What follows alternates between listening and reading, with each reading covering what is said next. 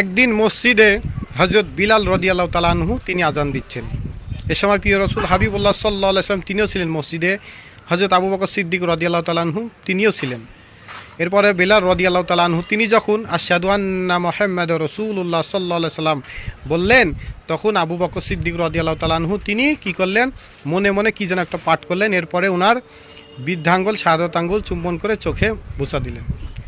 তখন প্রিয় রাসূল হাবিবুল্লাহ সাল্লাল্লাহু আলাইহি সাল্লাম তিনি আবু বকর সিদ্দিক রাদিয়াল্লাহু তাআলা ওনাকে বললেন, হে আবু বকর সিদ্দিক রাদিয়াল্লাহু তাআলা আনহু, আপনি এটা কি করলেন?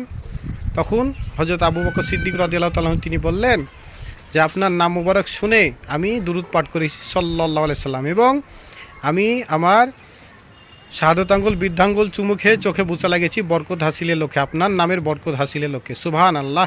তখন প্রিয় রাসূল হাবিবুল্লাহ সাল্লাল্লাহু আলাইহি ওয়াসাল্লাম বললেন, হে আবু বকর সিদ্দিক রাদিয়াল্লাহু তাআলা আনহু, আপনি জেনে রাখুন আমার উম্মতের ভিতরে আপনার মতন যে কেউ করবে কিয়ামতের দিন আমি তাকে কাতার থেকে বের করে শাফায়াত করব। সুবহানাল্লাহ।